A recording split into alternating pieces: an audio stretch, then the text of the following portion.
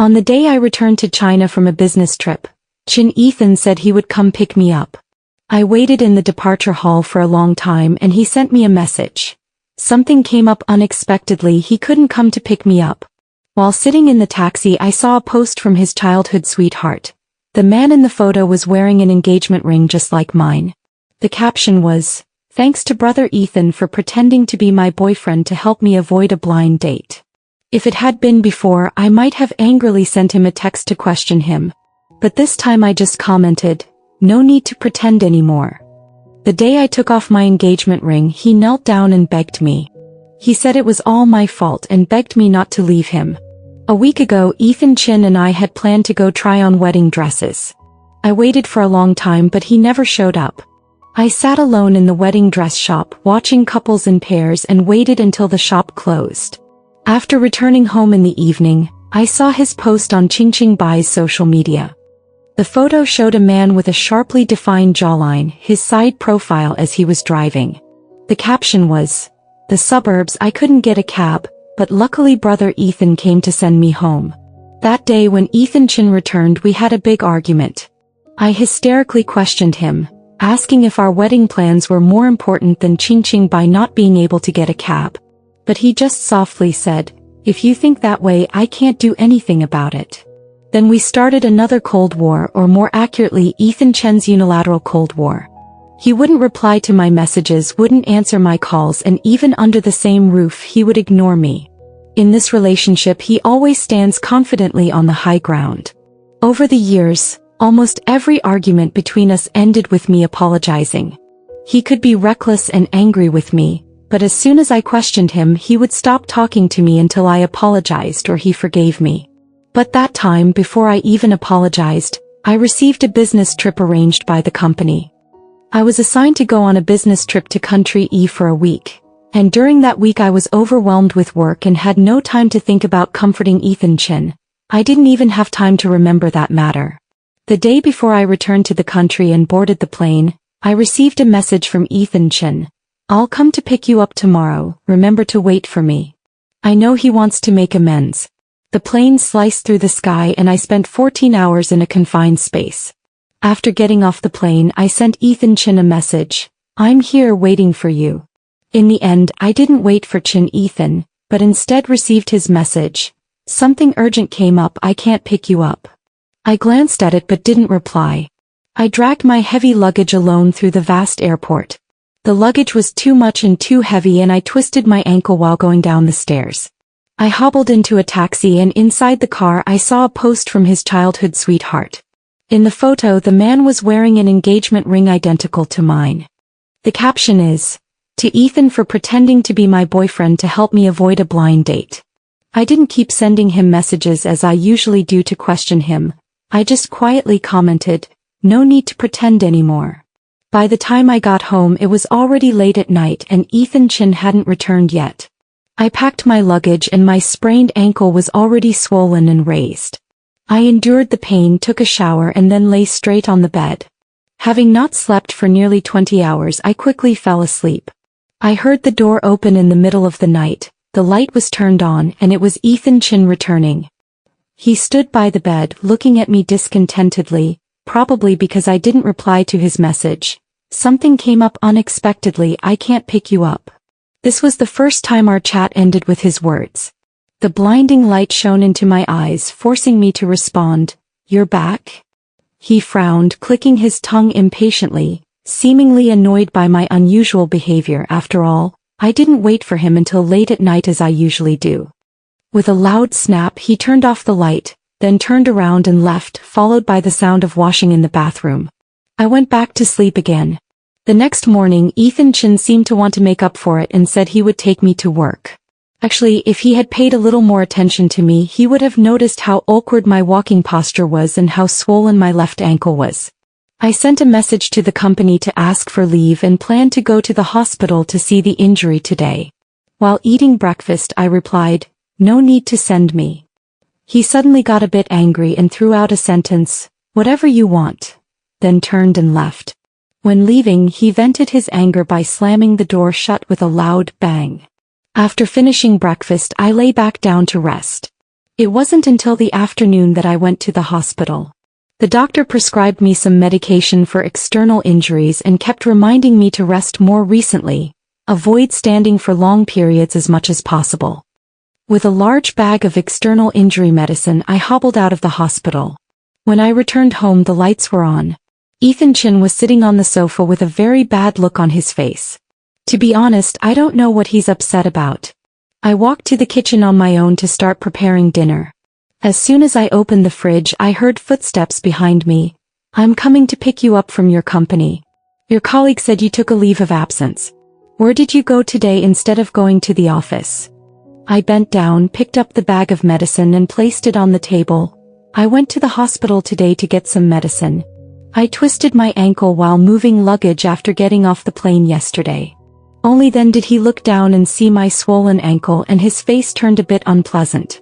Yesterday, Ching was forced by her family to go on a blind date with a man 8 years older than her. She really couldn't find anyone else, so she came to me.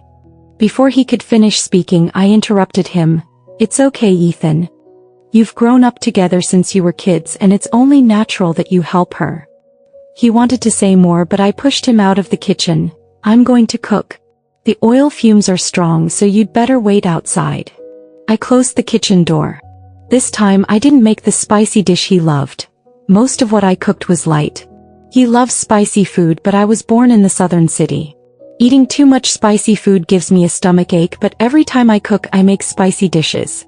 Even when we eat out, the cuisine is mostly Hunan dishes. However, today I suddenly really want to eat something light.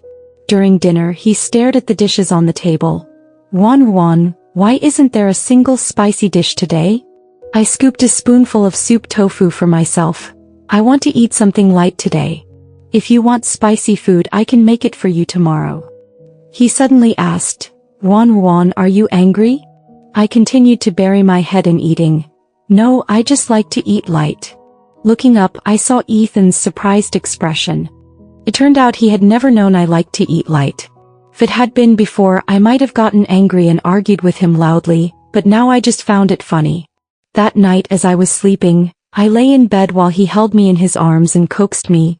"Do you have to go to work tomorrow? During the days your foot is healing, I can pick you up and drop you off every day." If it were the me from before, I would have happily hugged him back and kissed him to fully express my love. But now I just subtly broke free from his embrace. "All right, thank you." I felt that the body behind me was a bit stiff, but I paid no attention to it. That night I slept very well. The next day when Ethan Chin drove me to work, I sat in the passenger seat trying to touch up my lipstick. Opening the mirror in front of the car, a piece of paper fell from inside with a bright red lipstick mark on it. Ethan Chin hurriedly explained, "A couple of days ago I took Ching home. I watched the video and thought it looked fun, so I wanted to try it too." I touched up my lipstick in the mirror. "Yeah, it is pretty fun. There's really nothing between me and her. Believe me." After finishing my lipstick, I smiled at myself without saying anything. His expression looked a bit unpleasant. "Aren't you angry?" "Why should I be angry? It's normal to share fun things with childhood friends I've grown up with." Ethan Chin was about to explain further, but I had already reinserted that piece of paper back into the mirror. We remained silent all the way to the company, and before getting off the car he held me back and said, "I'll pick you up tonight. Wait for me." I gently broke free from his hand. "Okay." When I got off the car I ran into my boss. She teased me saying, "Your boyfriend is really good. He even takes you to work. Seeing how good your relationship is, he probably really can't bear to let you go." My boss is planning to start her own company independently. Since her new company is just getting started and is short of staff, she offered me the first opportunity. She even offered me twice my current salary. My boss's new company is in Nanjing, which is also my hometown. She initially thought I would agree very readily, but I refused at the time because I didn't want to be in a long-distance relationship with Ethan Chin. Ethan Chin has always wanted to settle in Beijing, saying that Beijing is the place he has dreamed of, so I have never thought about living anywhere other than Beijing in the future. I smiled and pressed the elevator button. "Sister Zhang, if you ask me to dig me out again now, I will definitely agree." My boss thought I was just joking and she casually said, Come work with me, I'll give you double salary and a share of options. Are you in or not? Definitely coming. When are we going to Nanjing? My boss looked at me in disbelief after hearing that, as if he had heard some unbelievable fairy tale. I repeated it again, and only then did my boss come to his senses. You're not staying in Beijing with your boyfriend? I smiled. Well, my life can't always revolve around him. When I finished work in the evening, a familiar black sedan was parked at the company entrance. As I approached and hadn't yet opened the car door, the window on the passenger side rolled down first and I saw Lin Qingqing's face. She sat in the front passenger seat and said to me, "Wan Jia, today Ethan and I came to pick you up." I ignored her, reached out to open the back door and sat inside. Ethan Chen saw that I was sitting silently in the back seat and nervously said, "Qingqing had a big argument with her family today. She happened to be nearby, so I went to pick her up." "You're not angry, right?" Before I could speak, Lin Qingqing added, "Ethan Go Wan Jia is so kind, she definitely wouldn't be angry." After speaking, Lin Qingqing turned around and smiled, saying, "Right, Sister Wan." I smiled and looked out the window. Yeah, there's no need to be angry. Along the way, Lin Qingqing kept talking to Chin Ethan, while I sat quietly in the back seat, looking at the materials my boss sent me today. Chin Ethan parked the car in front of a Hunan cuisine restaurant, then said, Wan, let's eat out today. You're tired after work, so no need to go home and cook for us." His tone was like he was giving alms, and he was even ordering from a Hunan restaurant that suited his and Lin Qingqing's tastes. After entering, Lin Qingqing handed me the menu. Wan, you've been working so hard today. You choose the dishes. Order what you like." I took the menu, casually pointed at a few items on the menu for the waiter. After the dishes were served, there was steamed egg, pan-fried tofu, garlic shrimp, braised pork with preserved vegetables, 7 or 8 dishes in total, but not a single one was spicy. Lin Qingqing and Ethan Chen both looked a bit displeased. Lin Qingqing tugged at Ethan Chen's sleeve and said, "Ethan Ji, why isn't there any spicy food? Doesn't Wan know that you love spicy dishes the most?" Ethan Chen said to me, Wan, how did you order the dishes? Don't you know our tastes?" I picked up a shrimp and placed it into my own bowl. Qingqing told me to order what I like to eat, so I did. Once these words were spoken, neither of them was in a good mood to argue. During dinner, Lin Qingqing mentioned the wedding dress fitting from last time. "Sister Wan, I was so embarrassed last time. I went to the suburbs alone to handle some matters and I couldn't get a cab back. I was so scared that I called brother Ethan to pick me up. If I had heard this before, I probably would have stopped eating and left immediately. But now I just replied indifferently, it's nothing, just trying on a wedding dress. It's not a big deal. Sister Wan must look really beautiful in her wedding dress. I wish I could see it too. Then Qingqing, you should come next time. Since you're studying fashion design, you can also help Wan take a look." "Is it really okay, brother Ethan? Then let's do it next Saturday. We'll go together next Saturday." They just chatted back and forth like that, completely without needing my approval, as if I were the outsider. Before it was the same. Ethan Chen and I went shopping in the mall and Lin Qingqing appeared. I was left standing in the background the whole time. I lost my temper and argued with him outside, and Chin Ethan only said, "Qingqing is in a bad mood today. Why do you care so much? I'm going to spend my whole life with you, and you insist on arguing over just a few hours?" Even a shop assistant said they were a good match, but Chin Ethan just smiled and didn't refute. "And now it's like this again," I casually said. "Let's see later, maybe I won't be free that day." Ethan Chen listened and sounded a bit impatient. That day was the weekend. "Are you busy on weekends too if you don't work?" I thought about the fact that I was going to South City with Sister Zhang. Before going to South City, I needed to resign from my current company, get familiar with the new business, and build good relationships with some client companies. Giving gifts and dining out on weekends is probably unavoidable. But I didn't want to tell Ethan Chen directly. I casually made up a reason. The company has foreign clients coming at the end of the month, and the proposals and PPTs need to be prepared in advance. There will be many revisions, so I guess I'll be working overtime on the weekend too. Every time I mentioned anything related to the wedding before, I was very excited. to the point that I was eager to design the greeting cards myself. On the day of choosing the venue, I even took leave from work to coordinate with Ethan Chen's schedule and the company. But now, using work as an excuse, I told him I wasn't sure. Ethan Chen's face darkened, but in the end he just picked up the bill and said, "I'll go settle the bill." After returning home, Ethan Chen still couldn't hold back and snapped, "Wan, are you still angry about me leaving you at the wedding dress shop last time? That time was really sudden. Ching is a girl out in the countryside. What if she encountered danger?" I smiled and said, "I'm not angry, Ethan. You don't need to explain to me." His face turned a bit sour again and I quickly replied dismissively, "If you're free on Saturday, I'll definitely go."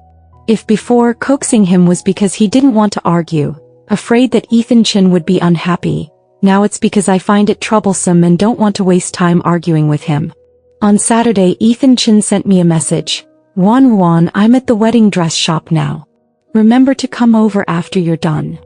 I was having a meal with customer service to discuss a new bid at that time. I replied to him, "I'm really busy today, maybe next time." By the time the dinner was over, it was already evening. Sitting in the car on the way home, I saw Lin Qingqing's update once again. In the photo, Lin Qingqing is wearing a white wedding dress, holding a man's arm. I know that man is Ethan Chen. Having been with Ethan Chen for 8 years, I know everything about him too well. The caption reads, "Feeling the happiness of wearing a wedding dress."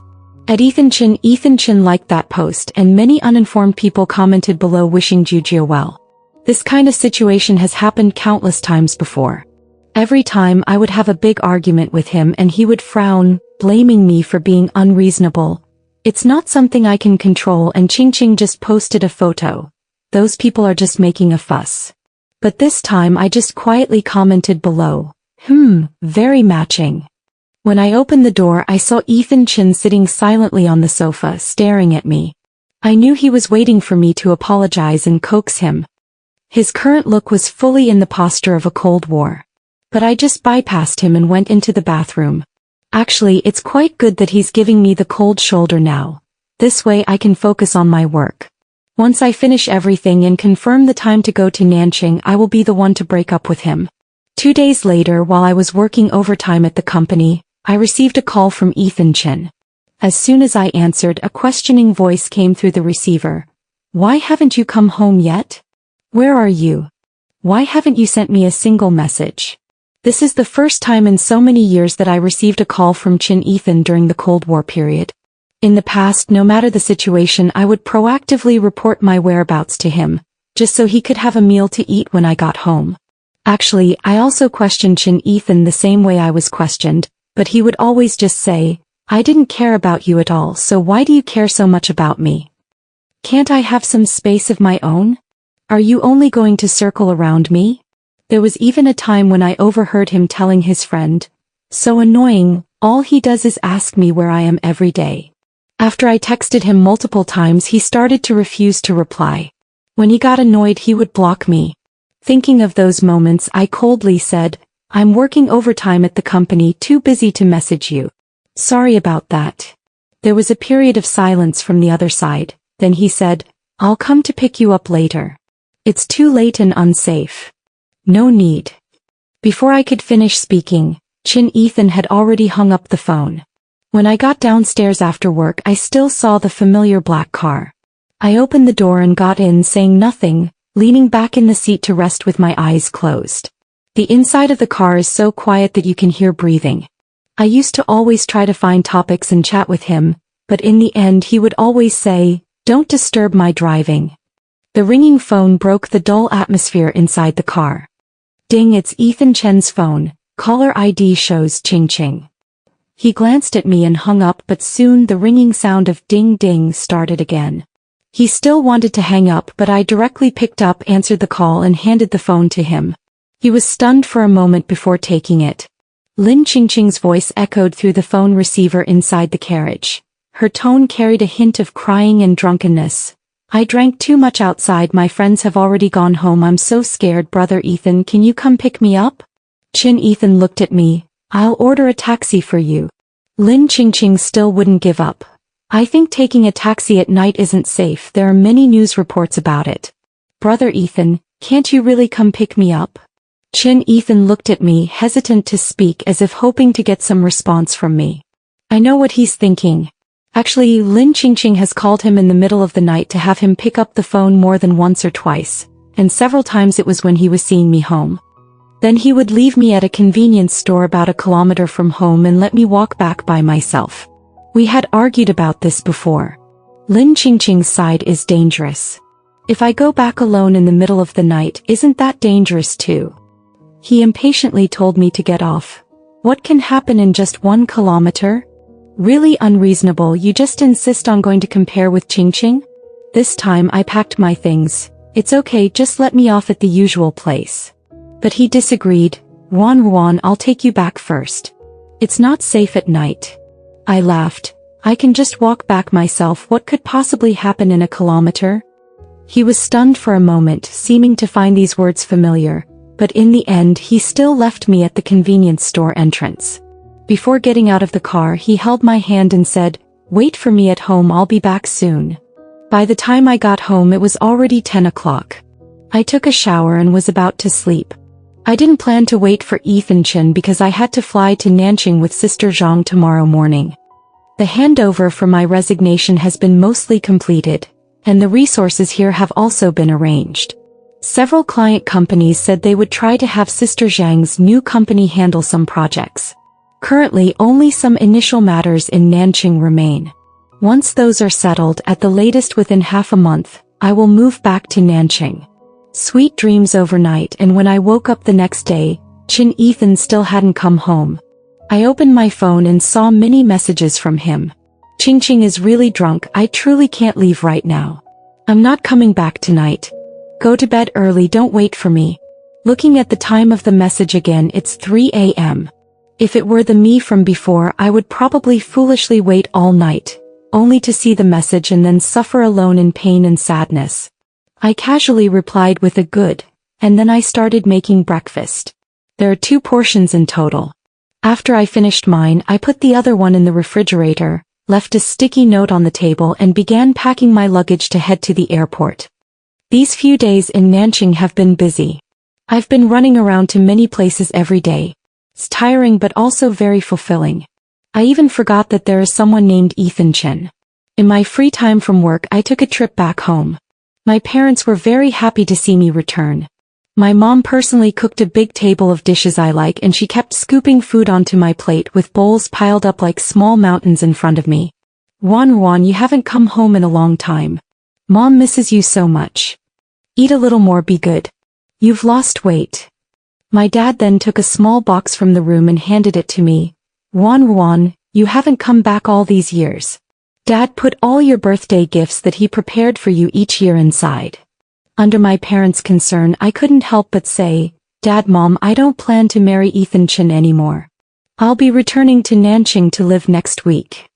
I thought they would ask more questions, but my mother only held my hand with tears in her eyes and said, Ruan, it's good that you're coming back. That way I can see you every day. Dad just patted my head without saying anything. A sense of guilt welled up in my heart. I realized that all these years, I had neglected the people around me because of Ethan Chen for so long. The flight back was in the evening. After getting off the plane, my phone kept ringing with more than 10 missed calls, all from Ethan Chen. I called back and his voice immediately came through the receiver. Ruan, did you forget what day it is today? My mind went completely blank. My first thought was that I would pack my things and head to Nanjing next week. Ruan, today is our 8th anniversary. I was stunned for a moment, then quickly apologized to him.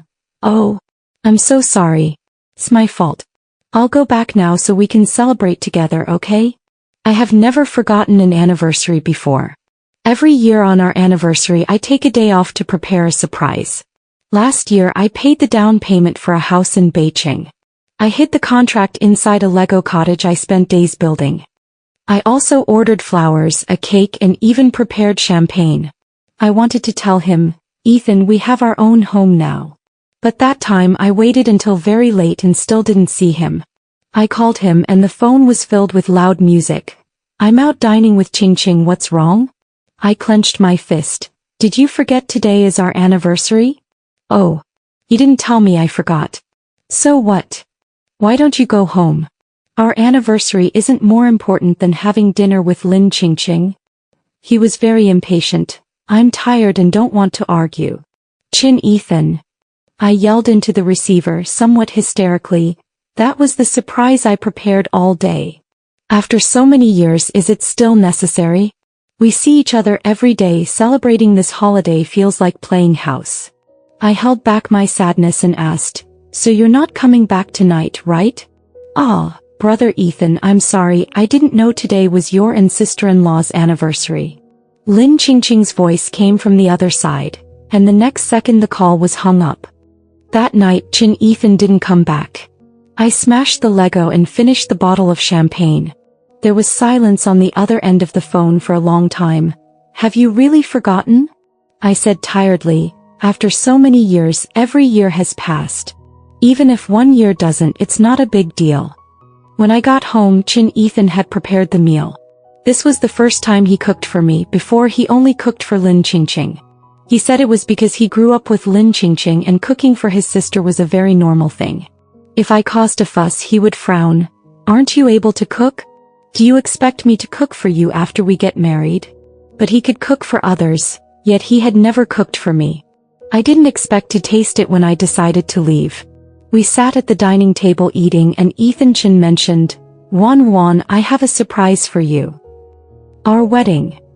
The doorbell suddenly rang at home. I went to open the door and saw Lin Qingqing's face. She looked a bit surprised upon seeing my expression. Wan, you're back? You've been away from home all this time. I see brother Ethan has been busy on his own and has been helping you prepare for the wedding. She handed me a folder, inside of which were everything from the wedding to the venue. Even the greeting cards had been chosen, but not a single item was selected by me, nor was I consulted about any of it. I reached out and took it, realizing that this was what he called a surprise. I smiled. These I probably won't need. When Ethan Chin heard this, his expectant expression turned a bit anxious. Wan, what do you mean by that? Lin Qingqing also responded, Sister Wan, is it because you're not satisfied with my choice? As she said this, her expression subtly showed a hint of pride, and she casually pretended to be helpless as she tugged at Ethan Chen's sleeve. I remained indifferent. Seeing this, Ethan Chin directly shook off Lin Qingqing's hand and as if trying to prove something hurriedly said, Lin Qingqing, did I ask you to do this favor? Can you not come to my house so casually? Lin Qingqing looked stunned and wanted to say something more, but Ethan Chin unilaterally pushed her out the door. This is the first time I've seen Ethan Chin so fierce with Lin Qingqing. After all, he always favors Lin Qingqing over me. I watched this farce and couldn't help but want to laugh. I can't marry you, Ethan Chin. He looked nervous and stepped forward to hold my hand. Wan, you must be joking, right? You're definitely not serious. I broke free from his grip and took off the wedding ring, placing it on the table. Ethan. Before I could finish speaking, he held me tightly. Wan, is it because of the wedding? I promise I'll wait for you to make your own decision next time. Please don't treat me like this. I know you're definitely angry. I know I was wrong. Please don't leave me. I sighed with a smile. I'm not angry really. But he held me even tighter. Is it because I got too close to Lin Qingqing? Or because I forgot our anniversary before? Or maybe because I didn't pay enough attention to your preferences? Wan, I'm sorry, whatever you say, I'll change it. I find it somewhat ironic. After a long while, I let out a gentle sigh. Ethan Chin, you see, actually you've always known where you went wrong. He loosened his grip on my arm, showing remorse, and suddenly knelt down in front of me. I'm sorry. Wan, can you forgive me one last time? I take a deep breath. Let's part on good terms, Ethan. There's no need to come again. Hearing this, his emotions suddenly became uncontrollable. I don't believe it, Wan. You must have been affected by what happened tonight. Rest well first and we'll talk in a few days. As he spoke, he put the ring back on my finger from the table, then as if eager to escape, quickly grabbed his coat and headed out. At the door, he suddenly turned back. Wan, think about it carefully. He turned around and left after speaking. He didn't come back in the following days, but I received messages from him every day. On the first day he shared a photo of a small dog by the roadside, saying he had always wanted to raise one with me. On the second day he sent a sunset glow saying we used to watch it together often and he missed those times. On the third day he introduced a marriage prospect to Lin Qingqing and also contacted Lin Qingqing's parents. Lin Qingqing was determined to get married this year. I didn't reply to him, but he still continued to share all kinds of things with me every day. Just like I once pursued him. He seemed to think that as long as I was still wearing the engagement ring we would be together. However, a relationship requires the consent of two people to be together, but breaking up only requires one person to make the decision. So regardless of whether Ethan Chen comes back or not, I have packed my things. Most of my belongings have been sent back, and suddenly the whole house is so clean as if I have never lived here. I took off the ring and placed it on the table, leaving a note beside it, then dragged my suitcase and headed to the airport. The plane glided through the clouds and as I looked at the small map behind the seat that showed how far North City was getting, I relaxed completely. As soon as I got off the plane I saw my parents holding a big sign. I feel a bit emotional. Over the years Ethan Chen has only come to pick me up from the airport a handful of times, but my parents are always there waiting to take me home. Thinking of this I rushed over and hugged them. A few days later Ethan Chen finally realized I was no longer at home. He kept sending me messages begging for my forgiveness. Sorry Wan, I was really wrong. Come back please.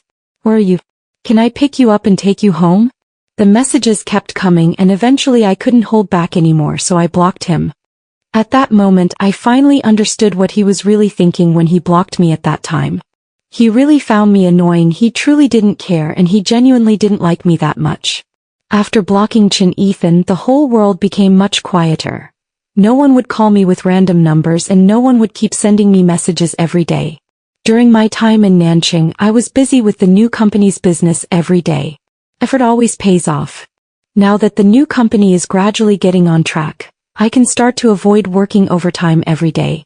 That day I rarely went home early but I saw Ethan Chen downstairs in the community.